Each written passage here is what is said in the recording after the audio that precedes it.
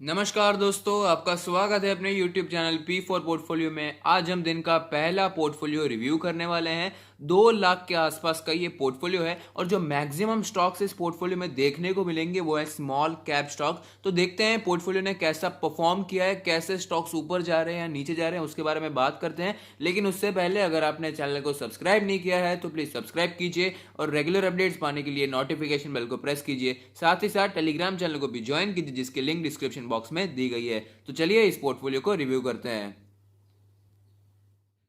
Portfolio को review करने से पहले एक बात मैं आपको ज़रूर बताना चाहूँगा। कल मैंने एक वीडियो अपलोड किया था कि क्यों मैक्सिमम रिटेल इन्वेस्टर पैसे लूज़ करते हैं शेयर मार्केट में और कैसे हमें इस लॉस को अवॉइड करना चाहिए। अगर आपने ये वीडियो नहीं देखा है तो प्लीज़ देखिए। अगर आपने ये वीडियो देखा है तो लोगों के साथ शेयर कीजिए जिससे हम दूसरे रिटेल इन्वेस्टर को मदद कर पाएँ कि वो भी कैसे लॉस को अवॉइड कर सकते हैं।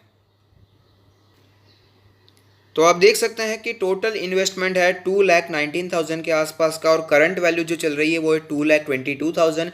चेंज देखने को मिला है 1% का पॉजिटिव चेंज। कौन से स्टॉक्स हैं उसके बारे में बात कर लेते हैं। पहला है ब्रिटानिया, 10 क्वांटिटीज़ है 3,397 के प्राइस पर 34,000 के आसपास का इन्वेस्टमेंट किया है। 11% का प्रॉफिट हो रहा है। अच्छा स्टॉक है, लॉन्ग टर्म के लिए रखा जा सकता है। नेक्स्ट है ब्लैक रोज इंडस्ट्री। काफ़ी लोगों को ये कंपनी पता नहीं होगी तो मैं बता दूं, केमिकल में काम करने वाली कंपनी है। क्वांटिटी है 213, इन्वेस्टमेंट प्राइस है 97, 20,000 का इन्वेस्टमेंट किया है। 34% का आपको प्रॉफिट हो रहा है।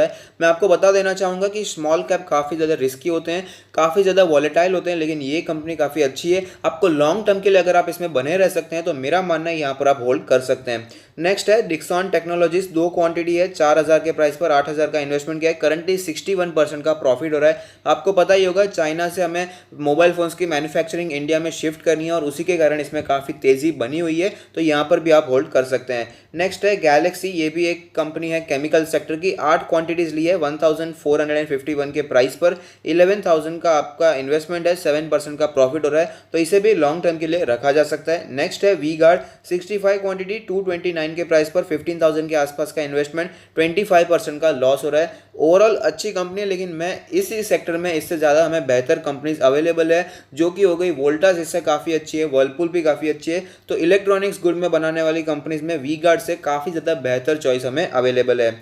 नेक्स्ट है नियोजन, ये भी एक स्पेशलिटी केमिकल्स में काम करने वाली कंपनी है, छोटी कंपनी है। 18 क्वांटिटी है 410 के प्राइस पर लिया है। 27% का आपको प्रॉफिट हो रहा है। अगर आप यहाँ पर होल्ड कर सकते हैं, लॉन्ग टर्म के लिए बने रह सकते हैं, 10 या 15 सालों तक भूल सकते हैं, तो यहाँ पर आप बने रहिए, वरना इसमें से निकलने के बारे में भी सोच सकते हैं। नेक्स्ट है वीआईपी इंडस्ट्री, आपको पता ही होगा कौन से सेक्टर में काम करती है। सूटकेस बनाती है।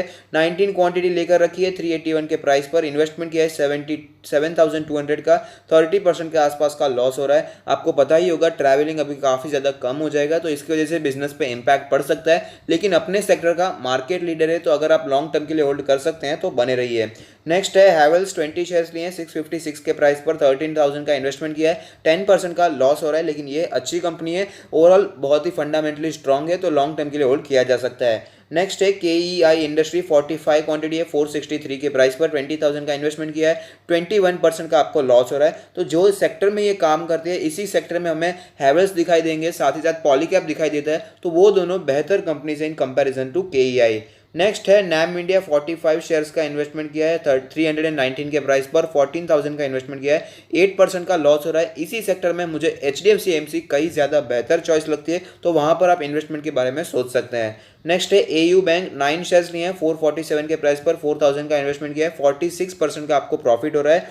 ओवरऑल अच्छी बैंक है, लेकिन जो सिचुएशन यहाँ पर बनती हुई नजर आ रही है, कोविड की वजह से NPS बढ़ सकते हैं, तो यहाँ पर मैं आपको यही राय दूंगा कि फंडामेंटली स्ट्रॉन्ग बैंक्स या NBFCs में ही बने रही है। नेक्स्ट है स्पैंड है ना, ये भी एक NBFCs है, कंज्यूमर फाइनेंस में काम करती है, छोटी कंपनी है। 34 क्वांटिटी है 856 के प्राइस पर, 30,000 का इन्वेस्टमेंट किया है। 25% का आपको यहाँ पर लॉस हो रहा है। तो मेरा यही मानना है कि ऐसे सिचुएशन में छोटी जो NBFCs है, छोटी फाइनेंसिंग कंपनीज है, वहाँ से हमें दूर रहना चाहिए और फंडामेंटली स्ट्रॉन्ग कंपनीज में ही बने रहना चाहिए। नेक्स्ट है नौकरी यानी कि इन्फो, 7 क्वांटिटीज है 2,369 के प्राइस पर, 16,000 का इन्वेस्टमेंट किया है। 31% का प्रॉफिट हो रहा है। लॉन्ग टर्म के लिए अच्छा स्टॉक है, इसमें बने भी रह सकते हैं। नेक्स्ट है जाइडस वेलनेस, आपको पता ही होगा कैडिला हेल्थ केयर की कंपनी है। 11 स्टॉक्स है 1,623 के प्राइस पर, 17,000 का इन्वेस्टमेंट किया है। 14% का लॉस हो रहा है, लेकिन ओवरऑल अच्छी कंपनी है, इसमें भी आप बने रह सकते हैं। तो चेंजेस जो करने चाहिए वो तो मैंने आपको बता दिए हैं, लेकिन आपके पोर्टफोलियो में कुछ ज़्यादा ही स्मॉल कैप कंपनीज या छोटी कंपनीज दिखाई दे रही हैं। तो यहाँ पर मेरा मानना है कि छोटे पोर्टफोलियो वालों को स्मॉल कैप में निवेश नहीं करना चाहिए, अवॉइड करना चाहिए। लेकिन जिनका पोर्टफोलियो बड़ा होता है, जिनके पास अच्छी खासी कैपिटल होती है, उनको भी मैं यही रेकमेंड करता हूँ कि सबसे पहले ब्लू चिप स्टॉक्स में इन्वेस्टमेंट कीजिए और जो उससे अपने पोर्टफोलियो को स्ट्रांग बनाइए, उसके बाद थोड़ा सा इन्वेस्टमेंट स्मॉल कैप में कीजिए। क्योंकि आपको पता ही होगा स्मॉल कैप बहुत ही ज़्यादा रिस्की स्टॉक होते हैं, वॉलेटाइल स्टॉक होते हैं, ऊपर भी बहुत जाते हैं और नीचे भी बहुत आते हैं। इसीलिए मैं कहता हूँ सबसे पहले fundamentally strong companies blue chip stock से अपने पोर्टफोलियो को भर दीजिए, वहाँ पर अपने पोर्टफोलियो को मेंटेन रख पाएंगे। अगर आपका स्मॉल कैप वाला जो इन्वेस्टमेंट होता है वो नीचे भी चला जाएगा तो भी आपके पूरे पोर्टफोलियो को इतना ज़्यादा असर नहीं पड़ेगा।